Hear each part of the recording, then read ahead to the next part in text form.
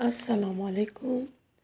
اپنی ویڈیو شروع کرنے سے پہلے میرے تمام دوستوں کا، میری تمام یوٹیوب فیملی کا بہت بہت شکریہ میری ویڈیوز کو لائک کرنے کا۔ دوستو، آپ لوگوں سے گزارش ہے ویڈیو آخر تک دیکھا کیجیے۔ دوستو، آج ہماری ویڈیو کا موضوع ہے زبان سے نکلے الفاظ دل جیت بھی سکتے ہیں اور چیر بھی دیتے ہیں۔ اللہ رب العزت نے انسان کو بے شمار نعمتوں سے نوازا ہے، یہاں تک کہ اگر کوئی ان کا شمار کرنا بھی چاہے تو ممکن نہیں۔ انہی عطا کردہ ان گنت نعمتوں میں سے ایک نعمت زبان بھی ہے۔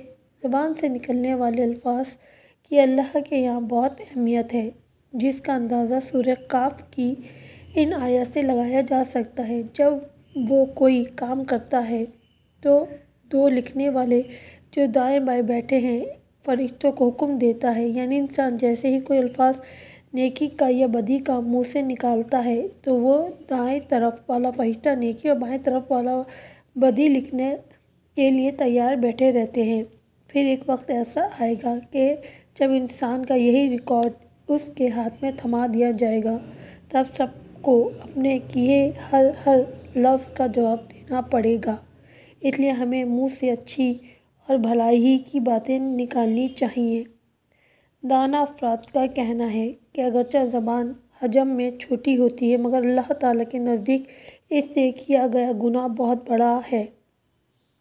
مثال کے طور پر اگر غیبت کی جائے تو قرآن پاک میں اسے مردہ بھائی کا گوشت کھانے سے تشبیہ دی گئی ہے، جبکہ حدیث مبارکہ میں حضرت محمد صلی اللہ علیہ وسلم نے زنا سے بدتر قرار دیا گیا ہے۔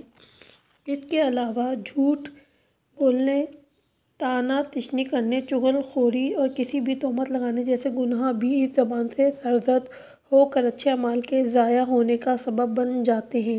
انسان چاہے تو اسی زبان سے کلمہ پڑھ کر دل سے تصدیق کر کے دائرہ اسلام میں داخل ہو سکتا ہے، اگر چاہے تو چند کفر کے کلمات سے اپنی ابدی بربادی کا سامان کر لے۔ یاد رکھیے، اگر پاؤں پھسل جائے تو انسان کھڑا ہو جاتا ہے، لیکن زبان پھسل جائے تو الفاظ واپس نہیں آ سکتے۔ گویا الفاظ ہی سب کچھ ہوتے ہیں، اس لیے منہ سے الفاظ سوچ سمجھ کر نکالنے چاہئیں۔ یہ دل جیت بھی لیتے ہیں اور چیر